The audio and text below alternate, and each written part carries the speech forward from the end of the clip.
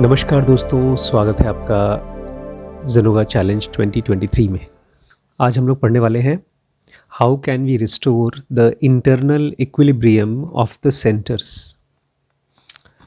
Zen yoga एक ऐसी पढ़ाई है जिसको हम ज़ेनोगी बनाने के लिए पढ़ते हैं या ज़ेनोगी बनने के लिए पढ़ते हैं। ज़ेनोगी वो है जो फिज़िकल बॉडी से फ्री हो चुका है, जिसको डेथ का डर नहीं है और जो किसी भी प्लैनेट पे कॉन्शियसली जन्म ले सकता है, किसी भी यूनिवर्स में। और जब वो पैदा होता है तो उसको अपने पर्पस की इतनी ज़्यादा क्लैरिटी होती है, उसके अंदर में इतना ज़्यादा फोर्स होता है। उसके जाने के बाद सिविलाइजेशंस गाइडेंस लेती हैं। ऐसे लोगों को हम लोग बाद में मास्टर्स कहते हैं, जैसे बुद्धा या कृष्णा। एक तरह से देखा जाए तो ज़ेन योगा एक आम आदमी को कृष्ण जैसा या बुद्ध जैसा बनाने का साइंस है। लेकिन ये काम किस पे करता है? ज़ेन योगा काम करता है हमारे ब्रेन के अंदर में अलग अलग सेंटर्स हैं, उनके अंदर में इनइक्विलिब्रियम है, इम्बैलेंस है, उसको ठीक करने पर काम करता है। एक बार वो ठीक हो जाता है तो हमारी बॉडी, हमारी माइंड में से जो लॉस ऑफ एनर्जी हो रही है, ढेर सारा ड्रेनेज ऑफ एनर्जी हो रही है, वो रुक जाता है और फिर नेचुरली ब्रेन के हायर सेंटर्स डेवलप होते हैं। तो जो अंदर का इनइक्विलिब्रियम है, इम्बैलेंस है, उसको कैसे रिस्टोर करें, कैसे ठीक करें, वही हम लोग आज पढ़ना शुरू कर रहे हैं। बहुत फेमस पोइट थे वॉल्ट विटमैन। उन्होंने कुछ बहुत गहरी इनसाइड एक्सपीरियंस की थी। वो कहते थे, आत्मन, मैं तुम्हारे अंदर बिलीव करता हूँ। फिलहाल हम लोगों के अंदर में आत्मन पर बिलीव तो छोड़िए, आत्मन बहुत स्ट्रांग, बहुत इंटेलिजेंट है, हमेशा हमको हेल्प करने के लिए है, हम ही आत्मन है। लेकिन फिर भी हमको उसका एहसास भी नहीं है कि आत्मन हमारे अंदर है। बट वॉल्ट विटमैन को ये चीज़ उनकी पोएम में कह रहे हैं कि मुझे तुम्हारे ऊपर बिलीफ है आत्मन, मुझे तुम्हारे ऊपर बिलीफ है। लेकिन साथ ही साथ वॉल्ट विटमैन कहते हैं अपने बॉडी और माइंड को, बॉडी एंड माइंड इस तरह से न जिए कि वो आत्मन का अब्यूज़ करे। अब अगर कोई आदमी शराब पीता है, इम्बैलेंस्ड लाइफ जीता है, परेशान होता है, कोई भी ऐसी चीज़ करता है जो कि फ्रीडम के लिए, एनलाइटनमेंट के लिए सही नहीं है, तो उसको बोलते हैं अब्यूजिंग योर बॉडी। और वहीं पर विटमैन कहते हैं कि बॉडी आत्मन को और आत्मन बॉडी दोनों को खिलाफत ना करे, लड़ाई ना करे। हम लोग करते हैं बट अनजाने में, हमको ये तो पता है नहीं कि हमारे अंदर में आत्मन है, सोल है। इसलिए हम जब ज़िंदगी जीते हैं तो बॉडी की तरह जीते हैं। बॉडी कैसे जीती है? एक मशीन की तरह। जैसे अगर कोई गाड़ी को चालू करके छोड़ दीजिए तो चलती रहेगी जब तक उसमें पेट्रोल है, जहाँ रास्ता पाएगी चलती रहेगी। ऐसे हमारे 5 सेंसेस हैं, उसको जो भी चीज़ें अच्छी लगती हैं वो करती रहती है, करती रहती है, करती रहती है। नहीं कर पाती है तो वेट करती है और जब मौका पाती है फिर करती रहती है। तो एक तरह से ये अब्यूज़ करना हो गया हमारे बॉडी का, क्योंकि ये बॉडी एनलाइटनमेंट के लिए, आत्मन को जानने के लिए नहीं यूज़ हो रही है। अब इसी थॉट को हम लोग ज़ेनोगा के सेंटर्स के हिसाब से पढ़ेंगे। अब थोड़ा सा समझिएगा, बिकॉज मैं चाहता हूँ आप जो भी सुने वो ज़ेनोगा की थियरीज़ हैं। और अगर ज़ेनोगा की थियरी समझ में आ गई तो माइंड पूरी तरह से हमारे कंट्रोल में आता है। और जब माइंड कंट्रोल में आता है तो क्या कंट्रोल में आता है? सब कुछ, पूरी लाइफ। ऐसा लगता है जैसे कि सब कुछ हमारे कंट्रोल में है। सारी डिस्टर्बेंसेस हमारे माइंड के हमारे कंट्रोल में ना होने की वजह से होता है। मेरी ज़िंदगी में कंप्लीट ट्रांसफॉर्मेशन आ गया, ऐसे जैसे कोई रस्सी हो, ऐसे पड़ी है, उसमें कोई स्ट्रेंथ नहीं है। और जैसे ज़ेनोगा आई, रस्सी में एकदम स्ट्रेंथ आ गया, टाइट हो गई। तो पहले समझिए कि काम क्या है। ज़ेनोगा क्या कहती है कि हमारा कोई भी एक सेंटर दूसरे सेंटर को डोमिनेट ना करे। 4 सेंटर्स होते हैं कॉन्शियस माइंड में, आई इंटेलिजेंस, ई इमोशन, एस सेंसुअल वाइटैलिटी और एम मूवमेंट या तो मोटर सेंटर। इसमें से 3 मेन सेंटर्स हैं, आई, ई, एस, रजस, तमस और सत्व। और ये तीनों अनजाने में डोमिनेट करते हैं। ये ठीक ऐसे डोमिनेट करते हैं जैसे फैमिली में लोग एक दूसरे को डोमिनेट करते हैं, जानबूझ के नहीं करते, सब अनजाने में होता है। अब मैं चाहता हूँ 4 सेंटर के अलावा, आई, ई, एस, एम के अलावा एक और सेंटर आपके बायस में होना चाहिए। अगर आप ज़ेनोगी की तरह सोचना चाहते हैं और आपको अपनी आत्मन से हेल्प चाहिए तो आपको 5th सेंटर भी बायस में लाना पड़ेगा। वो अक्सर काम में आता है, अक्सर। 4 सेंटर्स हैं IESM, और 5वां सेंटर है इंट्यूशन सेंटर। 5वां सेंटर है इंट्यूशन सेंटर। ये रिसीव करते हैं कोडेड इम्पल्स, बाहर से एनर्जी लेते हैं। जैसे आज हम लोग खाना खा रहे थे, दिन भर बातचीत कर रहे थे, तो वो सब के सब कोडेड इम्पल्स था। किस रूप में कोडेड इम्पल्स आता है? फूड, ड्रिंक, ब्रीदिंग, आवाज़, touch, sight, taste, smell. Breathing और स्मेल अलग अलग है। ब्रीदिंग तो 24 घंटे करते हैं, स्मेल कोई अगरबत्ती जला दे, कोई परफ्यूम। हाँ, और एक और खास चीज़ बताऊं, जब आप फिजिकल बॉडी छोड़ते हैं, जब आप एक, तो स्मेल का सेंसेशन बढ़ जाता है। ये एक नई चीज़ है, उसको बाद में हम कभी कवर करेंगे। तो ये अलग अलग टाइप हैं जिससे कि हम बाहर से एनर्जी रिसीव करते हैं। और जो हमारा इंट्यूशन सेंटर है, 5th सेंटर, वो कहाँ से इम्पल्स लेता है? हमारे बॉडी के केमिकल्स से। जैसे हम बात कर रहे थे ना कल कि नींद आती है तो अंदर में कोई केमिकल रिलीज होता है, कौन सा? मेलाटोनिन। तो ऐसे ही ढेर सारे केमिकल्स रिलीज होते हैं हमारे इंट्यूशन सेंटर पे, और इंट्यूशन सेंटर उसी की मदद से हमारी बॉडी को मैनेज करता है, रन करता है, बिना हमारे को डिस्टर्ब किए हुए। प्लस इसके साथ साथ हमारे बॉडी में ढेर सारे नर्व फाइबर्स हैं। हमारी बॉडी का जो मेन बॉस है फिजिकल बॉडी का, वो ब्रेन, और ब्रेन में से निकलने वाला नर्व्स को समझ सकते हैं wiring system of the body. देखा है, यहाँ पे टच करते हैं तो करंट मारता है। ऐसे पूरी बॉडी में वायरिंग सिस्टम है, बायो इलेक्ट्रिकल सिस्टम है। क्या सोफिस्टिकेटेड सिस्टम होगा। हम किसी बिजली के तार को टच करते हैं तो झटका मारता है, लेकिन हमारे बॉडी में ही बिजली दौड़ रही है और उनको झटका नहीं मारता। कितनी रिड्यूस करके चलती रहती है। तो इन सब का मैनेजमेंट कौन करता है? हमारा सेक्शन 2A, जो हमारा 5th सेंटर है, वो सेक्शन 2 है। उसके 2 पार्ट्स हैं।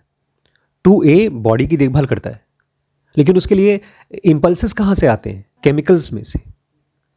इस बॉडी में ढेर सारे केमिकल्स रिलीज होते हैं। आपने ढेर सारा खाना खाया, जैसे ही पेट भर गया तो एक केमिकल रिलीज होता है ब्रेन में। पेट से इलेक्ट्रिकल इम्पल्स जाता है ब्रेन में, और एक केमिकल रिलीज होता है जो कि ब्रेन को बताता है अब बस, अब और नहीं खाना, तुम खाना बंद कर देते हैं। वैसे वर्सा ब्रेन में जैसे ही पेट खाली हुआ, बायो इलेक्ट्रिकल इम्पल्स ब्रेन में जाता है और वहाँ पर एक केमिकल रिलीज होता है और वो ब्रेन बोलता है भूख लगी है। तो ऐसे पूरे बॉडी का जो सिस्टम रन करता है वो केमिकल्स से चलता है, वो उसका इम्पल्स केमिकल्स है। ये थियोरेटिकल है, लेकिन इस साल हम लोग तकरीबन 500 ज़ेनोगीज ट्रेन करेंगे, जिनके through all over the world teachings spread करूँगा। तो इन सभी ज़ेनोगीज को ये चीज़ क्लियर होना चाहिए कि हमारा मेन काम है 6th सेंटर और 7th सेंटर डेवलप करना हमारे ब्रेन का। IESM, ये तो 4 सेंटर हो गए। इंट्यूशन 5वां सेंटर, उसके बाद 6th सेंटर, और फाइनली 7th सेंटर। सभी ज़ेनोगीज का गोल ये होना चाहिए कि उसका 6th सेंटर और 7th सेंटर डेवलप हो जाए। पैरामेंटल सेंटर और ट्रांसेंडेंटल सेंटर।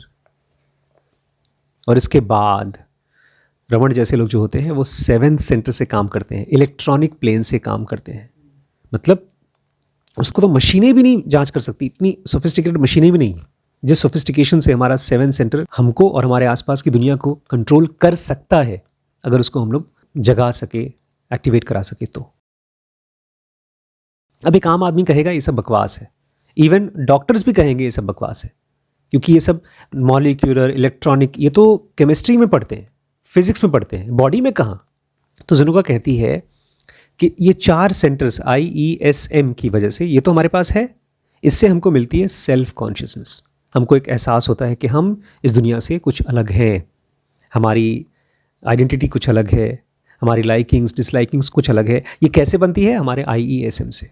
जिसका IESM काम नहीं करता वो आदमी एक तरह से बीमार हो जाता है, स्टूपर में चला जाता है, मेंटली रिटार्डेड हो जाता है। तो IESM से हमारा सेल्फ कॉन्शियसनेस बनता है। ठीक ऐसे ही इलेक्ट्रॉनिक और मॉलिक्यूलर कॉन्शियसनेस पॉसिबल है अगर हम इन सेंटर्स को एक्टिवेट कर दें। हमारे पास वो बॉडीज़ भी बना सकते हैं, electronic body and molecular body, अगर हम ये ब्रेन के सेल्स डेवलप कर सकें। अब जो भी बातें मैं आपसे कह रहा हूँ ना, ये सब की सब होती हैं ब्रेन के अंदर होती हैं। बुद्धा जैसे और कृष्ण जैसे मास्टर्स ने इसको देखा है, उसको जिया है। इसलिए अगर हम इसको पढ़ते हैं और खाली समझ भी लेते हैं, उसको हम कर नहीं पाते, वो हमारे कंट्रोल में नहीं है, फिर भी समझ भी लेते हैं तो हमारे लिए रास्ता खुल जाता है। जैसे अगर मैंने गाड़ी चलाई है और मैं आपसे कहता हूँ कि यहाँ एक्सीलेटर है, इसको दबाओगे तो गाड़ी आगे जाएगी, ये ब्रेक है, तो ऐसे ही हमारे ब्रेन के अंदर में ये अलग अलग सेंटर्स हैं। अगर जान गए क्लियरली तो आप उसको चला भी पाओगे। हमारे बॉडी का एक मालिक है। ये 5 सेंटर्स IESM और इंट्यूशन सेंटर का जो बॉस है, जिसको ये फॉलो करते हैं, वो है 6th सेंटर, या तो उसको एक सिंपल भाषा में जूनियर मैनेजिंग डायरेक्टर भी कह सकते हैं। एक कंपनी के जो डायरेक्टर होते हैं तो सबसे बड़ा बॉस नहीं, उसके जस्ट नीचे वाला जूनियर मैनेजिंग डायरेक्टर। लेकिन प्रॉब्लम कहाँ आता है? प्रॉब्लम ये है कि ये 5 सेंटर्स तो, जैसे आप लोग मेरी बातें सुन रहे हैं, जब मिस्टिकल बातें होती तो और आँख खोल करके सुनेंगे, आप बोलेंगे हाँ मुझे ताकत चाहिए। तो इन 5 सेंटर्स को तो इंस्ट्रक्शंस चाहिए मॉलिक्यूलर प्लेन से, 6th सेंटर से, लेकिन 6th सेंटर को इन 5 सेंटर से कुछ नहीं चाहिए। 6th सेंटर को इस दुनिया से कुछ नहीं चाहिए। उसके लिए ये दुनिया कचरा है, यूजलेस है, बीमारी है, दर्द है, फ्रस्ट्रेशन है। और ये चारों सेंटर्स चाहते हैं 6th सेंटर से हेल्प लेना, पावर लेना, लेकिन जब नहीं मिलता तो हमारे फिजिकल बॉडी का, मतलब IESM का 5 सेंटर्स का मेन इंटरेस्ट क्या हो जाता है? रोज़ की रूटीन चीज़ें और मटेरियल चीज़ें जिनका लॉन्ग टर्म में कोई वैल्यू नहीं है। उसको एंजॉय करेगा, खाएगा, पिएगा, मौज करेगा, और उसके बाद में वो जब मरेगा तो दुखी होगा। तो मेन प्रॉब्लम क्या हो रहा है? हमारे अंदर में ही जो 6th सेंटर है वो बोर्ड ऑफ डायरेक्टर्स की मीटिंग अटेंड नहीं करता। यहाँ पर बच्चे आते हैं कभी कभार, लेकिन वो बॉस आता ही नहीं है। इसलिए हमारी बॉडी में, हमारी लाइफ में ढेर सारा डैमेज होता है, क्योंकि जब तक 6th सेंटर नहीं आता है इस बोर्ड ऑफ डायरेक्टर्स की मीटिंग में, तब तक हमारे बॉडी, हमारे ब्रेन का सेंटर्स का इक्विलिब्रियम पॉसिबल ही नहीं है। और जब तक हम करेक्टिव मेथड्स को, जो भी जुनोगा में पढ़ा है, उसको नहीं लागू करते हैं, इक्विलिब्रियम होगा ही नहीं। विल पावर से, जबरदस्ती से हमारा ब्रेन रेगुलेशन में नहीं आएगा, ग्रोथ नहीं होगा।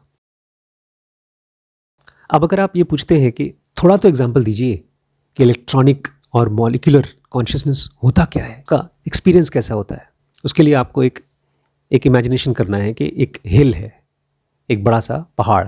तो आप गए, हिल पे खड़े हो गए, और जहाँ जहाँ आपकी आंखें देख सकती हैं, बाहर पहाड़ दिखाई देगा। पूरा पहाड़ नहीं दिखेगा, खाली एक सेक्शन दिखाई देगा जहाँ जहाँ आपकी फील्ड ऑफ विजन है। लेकिन जिसका आदमी का 6th सेंटर खुल जाता है, वो बैठा है हिल पे, उसको चारों तरफ दिखता है, ऊपर से लेकर नीचे तक। उसकी लिमिटेशन उसकी 5 सेंसेस नहीं है। इस फिजिकल वर्ल्ड में जो कुछ भी हो रहा है वो सब जानता है, उसकी कंट्रोल से कोई भी चीज़ नहीं है बाहर। और वहीं पर जो आदमी इलेक्ट्रॉनिक प्लेन कॉन्शियसनेस में होता है, उसको तो मॉलिक्यूलर का दिखता ही है, सब कुछ दिखता है आउटसाइड द हिल, लेकिन उसके साथ साथ उसको हिल के अंदर का भी सब कुछ दिखता है।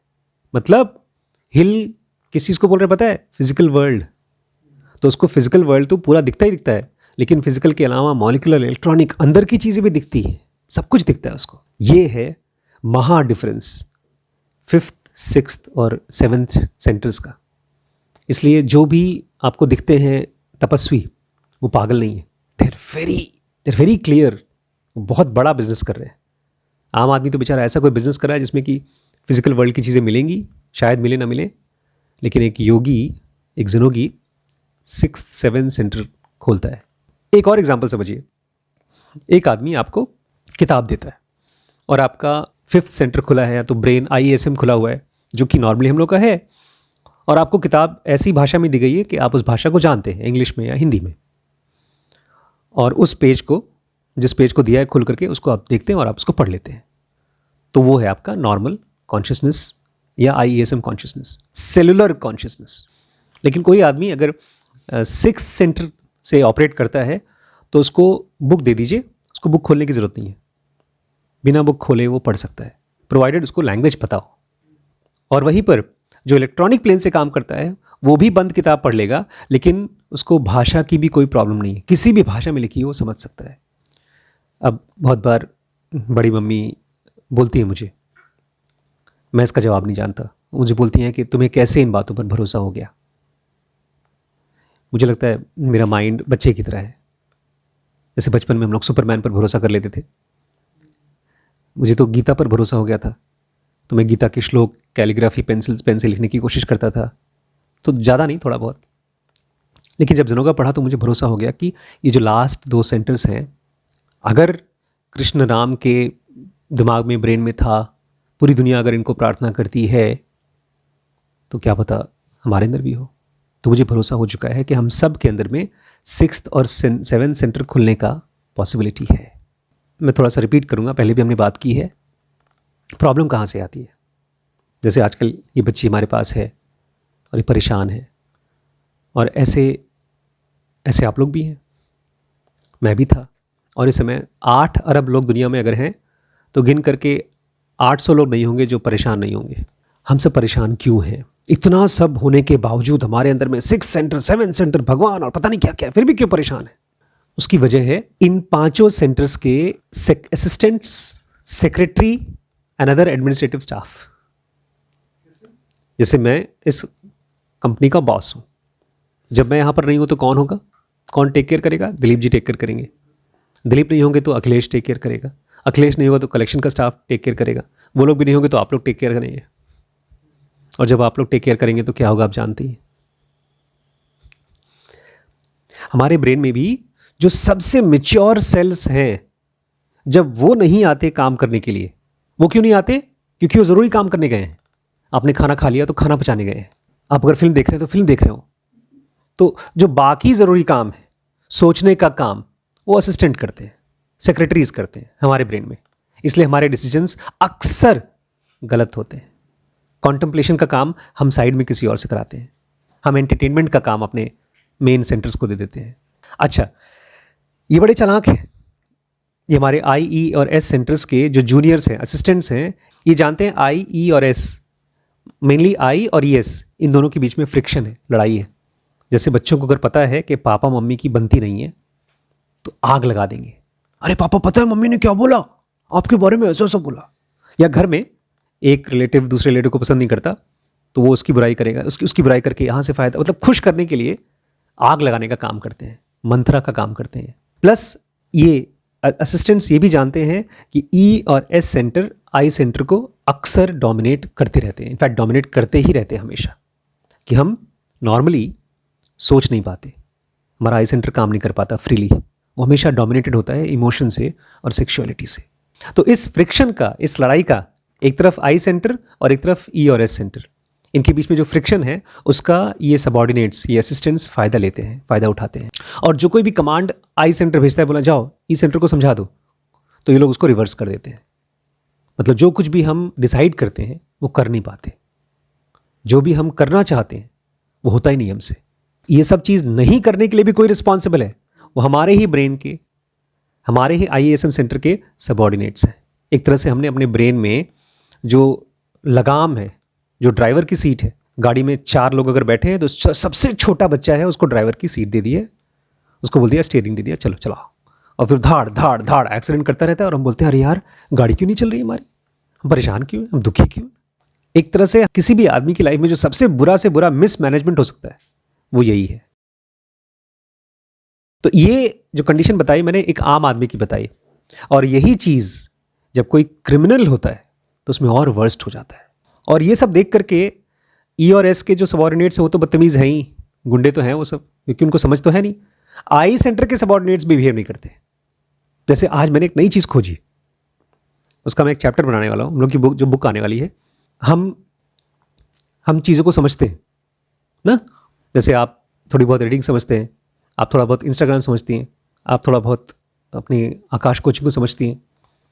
तो हम जिस चीज़ को समझते हैं वो तो अच्छी चीज़ है, लेकिन प्रॉब्लम ये है कि अगर हम खतरनाक चीज़ को समझते हैं तो उसी को करने का मन करता है। It is very dangerous to understand things which are destructive.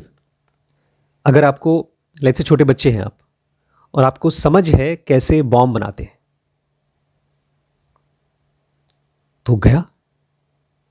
तो अगर हमारा ब्रेन, जब जैसे बच्चा है NTPC में, उसको अगर गाड़ियों की समझ है या उसको ऑक्टा FX करेंसी ट्रेडिंग की समझ है, पूरी समझ नहीं है लेकिन थोड़ा सा भी समझ आ गया, तो उसके अंदर के जो सबऑर्डिनेट्स हैं वो लेगा, अरे बस मुझे तो खाली 1 लाख रुपए दे दो, 50 लाख बना दूंगा।